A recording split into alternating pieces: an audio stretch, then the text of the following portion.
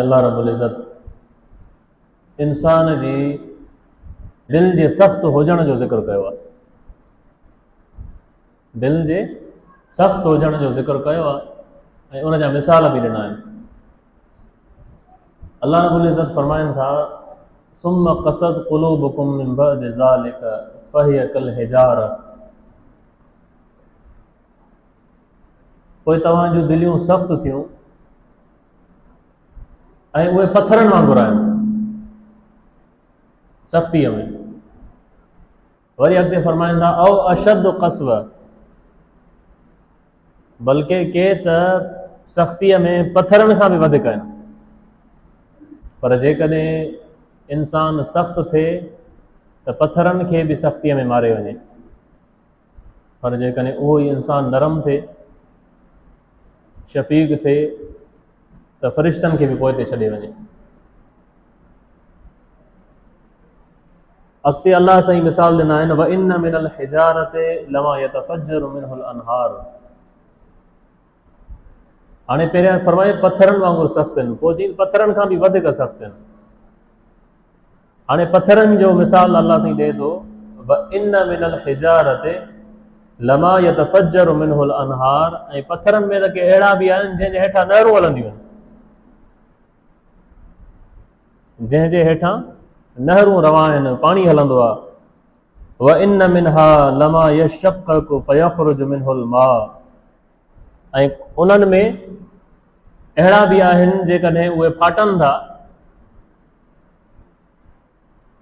त उन्हनि मां पाणी थो निकिरे। पर ऐं इंसान तुंहिंजी दिलि इन्हनि पथरनि खां बि वधीक सख़्तु थी वई।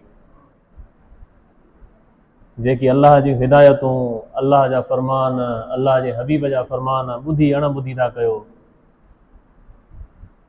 सम्झी बि नथा सम्झो। अलाह जे रसूल खे छा ज़रूरत आहे असांजे इबादतुनि जी, असांजी महिनतुनि जी? हे सिर्फ़ु इन जे लाइ आहे त जीअं मुआशिरो दुनिया हे पाण में सिधा हुजनि, इस्लाम ते अमल पैरा हुजनि, ऐं जेको अल्लाह रब्बुल इज़्ज़त पंहिंजे हबीब जे ज़रिए जेको हिननि खे तौर तरीक़ो सेखारियो आहे उन ते अमल कनि। दिलि जॾहिं इंसान जी सख़्तु थींदी आहे न, पोइ उन ते कंहिंजी नसीहत, कंहिंजो चवण बि असरु न कंदो।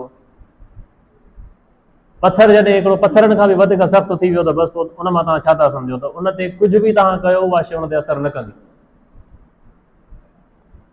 पर जेकॾहिं महसूसु करे हुज़ूर जो उम्मती त वाक़ई मुंहिंजी दिलि हाणे सख़्तु थी चुकी आहे ऐं मां अलाह जे रसूल खां परे थी चुको आहियां, मुंहिंजी दिलि में उहा नरमी न रही आहे, मुंहिंजी दिलि में उहा मोहबत न रही आहे, मुंहिंजी दिलि में अलाह जी मख़लूक़ जे लाइ शफ़क़त न रही आहे, जानवरनि जे लाइ रहम न रहियो आहे, इंसाननि जे लाइ रहम न रहियो आहे, त पोइ उनखे इहो सम्झणु खपे त हाणे मुंहिंजा पेर जेके आहिनि उहे इस्लाम ॾे न पर बदबख़्तीअ ॾे गामज़न आहिनि। छो त हुज़ूर अलैहिस्सलातु वस्सलाम तिरमिज़ी शरीफ़ में आका फरमाईंदा व इन अबअदन नास मिनल्लाहिल क़ल्बुल क़ासी, माण्हुनि में अल्लाह खां सभ खां परे उहो शख़्स आहे जेको दिलि जो सख़्तु आहे।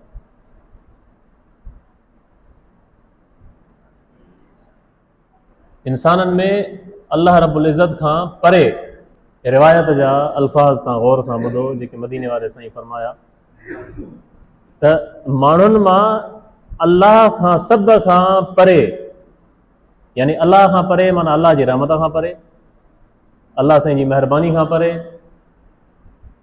हुज़ूर खां परे, हुज़ूर जे करम खां परे, जेको अल्लाह खां दूर थियो यानी मुस्तफ़ा खां दूर थियो न, अलॻि त न आहिनि ॿई।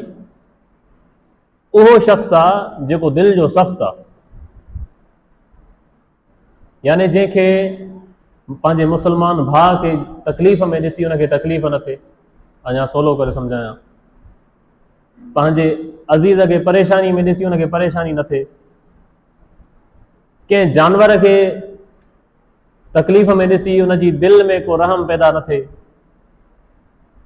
कंहिं इंसान जी मिसकीनी ऐं उन जूं परेशानियूं ॾिसी जेकॾहिं उनखे दिलि में कुझु बि न थिए त इहा आहे दिलि जी सख़्ती ऐं कसावत।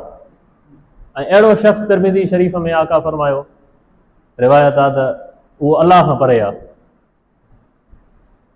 पोइ भले कुझु बि कंदो वरिते, पर जंहिंजे दिलि में मख़लूक जे लाइ मोहबत, रहम, नरमी नाहे, उहो शख़्स अलाह जी महिरबानी खां, अलाह जी शफ़क़त खां, अलाह जे रहम करम खां परे आहे। अलाह साईं खे त ज़रूरत न आहे न, मुस्तफ़ा करीमनि खे त ज़रूरत न आहे। हीअ त उहो शहनशाह आहे, उहो असांजो सरदार आहे, जंहिंजे दौर में साईं जन जे साम्हूं जबल बि हुज़ूर अलैहिस्सलातु वस्सलाम जे साम्हूं न्याज़ निवड़त कनि, पत्थर बि मदीने वारे साईं ते सलातो सलाम पढ़ंदा, पत्थर हुज़ूर अलैहिस्सलातु वस्सलाम ते सलाम पढ़ंदा, सलाम चवंदा, अस्सलामु अलैका या रसूल अल्लाह। ककर मदीने वारे साईं जे मथां छांव कनि, पथरियूं काफ़रनि जी मुठ में हुजनि, कलमो मुस्तफ़ा करीमनि ते पढ़नि। अहिड़ो असांजो नबी सरदार आहे। ऐं किताब आहे मुस्लिम शरीफ़, मोतबर तरीन किताब हदीस जो। आकाए दो जहां फरमाइनि था, इन्नी लआरिफ़ु हजरन बिमक्कत कान युसल्लिमु अलैया क़ब्ल अन उबअस इन्नी लआरिफ़ुल आन। आका फरमायो, मके पाक में हिकिड़ो पत्थर आहे जंहिंखे मां हाणे बि सुञाणा। यानी ही वाक़ियो हुज़ूर ॿुधाइनि था पाण त मके शरीफ़ में हिकिड़ो पत्थर आहे जंहिंखे मां हिन वक़्त बि सुञाणा, जेको मुंहिंजी बेसत खां अॻु मूं ते सलाम पढ़ंदो हो।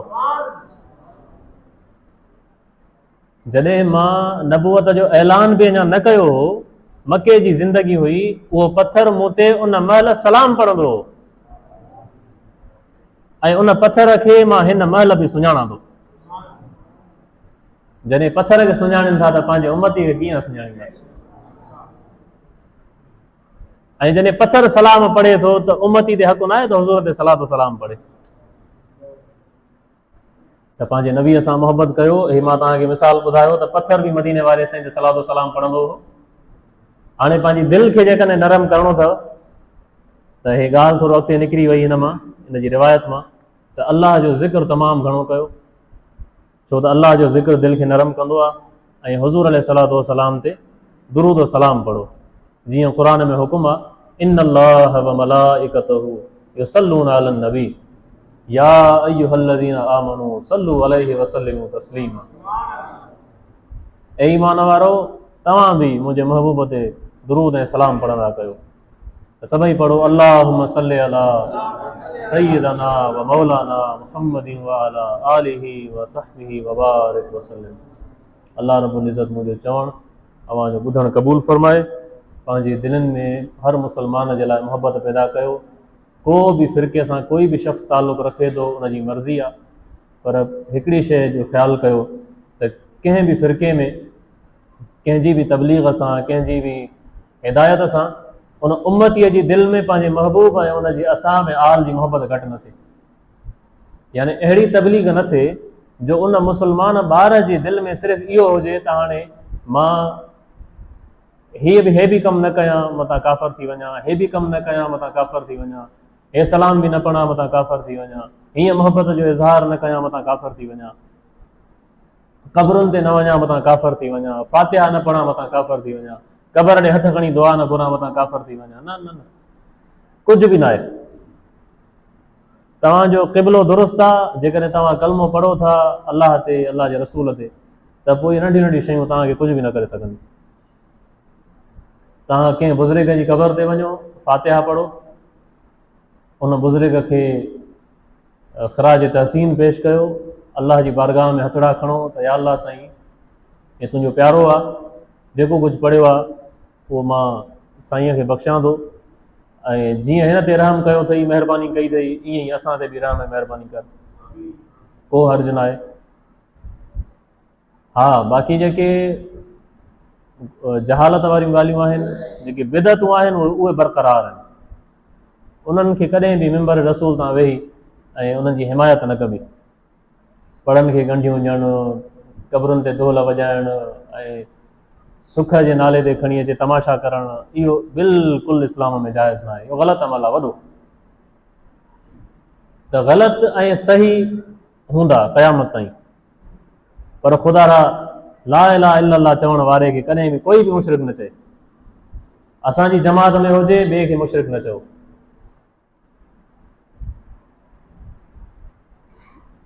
अल्लाह रब्बुल इज़्ज़त असांखे पंहिंजे महबूब जी सीरत ते ऐं सिरात मुस्तक़ीम ते हलण जी तौफ़ीक़ अता फ़रमाए। वमा अलैना इल्लल बलागुल मुबीन।